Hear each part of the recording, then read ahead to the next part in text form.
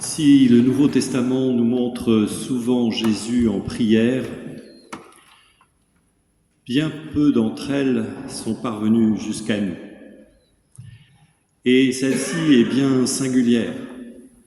On ne la retrouve que chez Jean. Cette longue prière à elle seule occupe tout le chapitre 7. Mais on ne peut la comprendre sans rappeler la séquence entière dans laquelle cette prière s'inscrit. Nous sommes à Gethsémani. Jésus va bientôt être arrêté et échange une dernière fois avec ses apôtres. Eux sont inquiets. Ils ne comprennent pas très bien, à vrai dire, ce que Jésus tente de leur dire. Lui est déjà ailleurs. Il leur a annoncé sa passion, et eux déjà, sans doute, se demandent ce qu'il adviendra d'eux après. Alors il lui pose des questions. Et Jésus leur délivre non pas de nouvelles réponses, mais une sorte de testament spirituel, les clés de voûte de son message. Il y a d'abord ce nouveau commandement. Aimez-vous les uns les autres, comme je vous ai aimés. Il y a ensuite l'affirmation au cœur de la foi chrétienne, je suis le chemin et la vérité et la vie. Personne ne va au Père si ce n'est par moi. Et enfin, il y a l'annonce de sa passion, de sa résurrection, de son ascension et de l'arrivée du Saint-Esprit. Il y a longtemps que nous ne regardons plus le Nouveau Testament comme un récit seulement historique de la vie de Jésus. Le Nouveau Testament est évidemment aussi, surtout même, et particulièrement avec Jean, une théologie, et même d'ailleurs dans ce passage, une doxologie. Nul doute que la rédaction tardive de l'Évangile porte la trace des débats qui agitent les premières communautés chrétiennes. Et pour Jean, positionner ce récit et la prière de Jésus à son Père, c'est une façon d'affirmer le contenu de la foi chrétienne. Alors, à l'heure de son accomplissement, Jean nous montre un Jésus moins préoccupé par ce qu'il attend et qu'il connaît que par le sort de ceux qu'il laisse derrière lui. Il s'agit pour Jésus, d'une certaine manière, de passer le témoin. Et pour les disciples, chose ardue, d'imaginer, de continuer sans lui. Moment charnière, comme dans toute transmission humaine, où les visions des uns et des autres risquent de mettre à mal l'essentiel.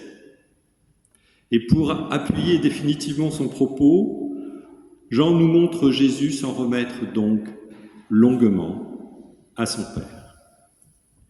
D'abord pour lui recommander les apôtres qu'il envoie dans le monde comme Dieu a envoyé son Fils. Et puis, dans un second temps, Jésus élargit sa prière, celle que nous venons de lire. Il élargit à tous ceux qui, grâce à la parole des apôtres, croiront en lui. Et cette parole est parvenue jusqu'à nous. C'est donc pour nous que Jésus prie, pour chacune et pour chacun d'entre nous. Arrêtons-nous un instant et connectons-nous à l'émotion profonde que nous procure cette scène. Oui, Jésus a prié, prié pour chacune et chacun d'entre nous avant même que nous le connaissions. Moi, je ressens une profonde joie à cette idée. à cette prière adressée à Dieu le Père, à mon intention, à notre intention. Mais que Jésus veut-il pour nous au juste? Que veut-il de si fort qu'il en appelle à la puissance du Père? Je relis ces mots. Que tous soient un, comme toi, Père, tu es en moi et moi en toi. Qu'ils soient un en nous, eux aussi pour que le monde croie que tu m'as envoyé. Et moi, je leur ai donné la gloire que tu m'as donnée pour qu'ils soient un, comme nous sommes un. Moi en eux et toi en moi. Qu'ils deviennent ainsi parfaitement un, afin que le monde sache que tu m'as envoyé et que tu les as aimés, comme tu m'as aimé. La portée de ces paroles est profonde.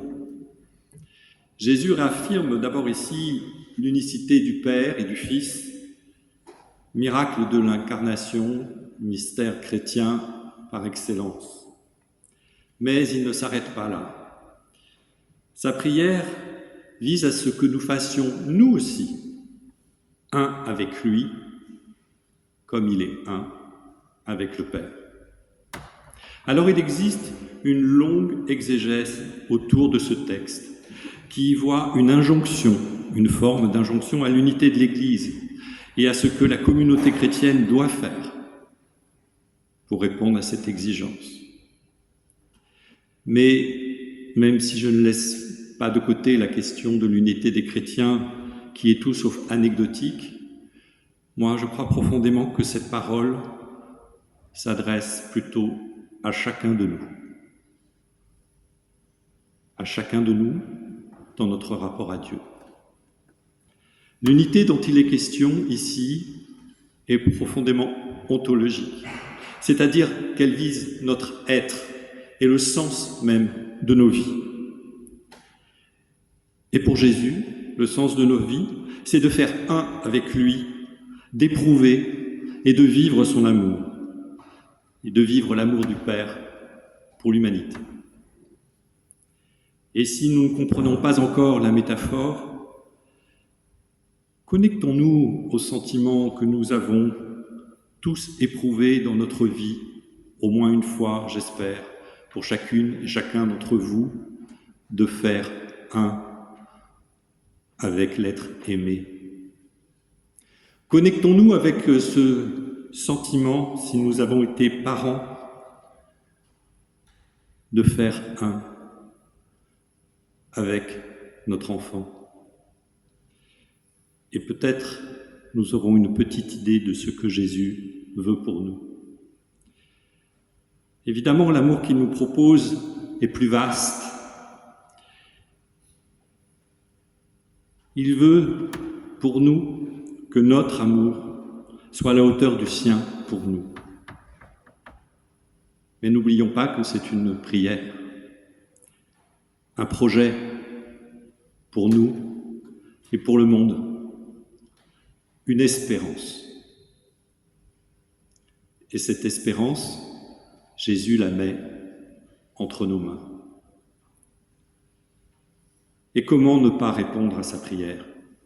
Parfois, notre ignorance, nos peurs, nos angoisses, nos colères construisent des murs en nous et autour de nous. À l'échelle de nos sociétés, nos divisions nous conduisent à l'exclusion, au rejet et bien pire, à la guerre.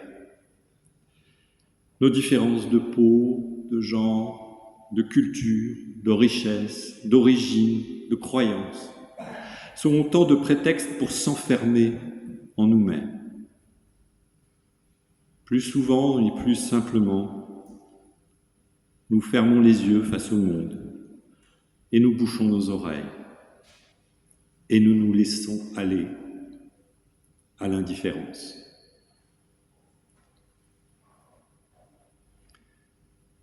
Mais est-ce si difficile d'aimer? est-ce si difficile?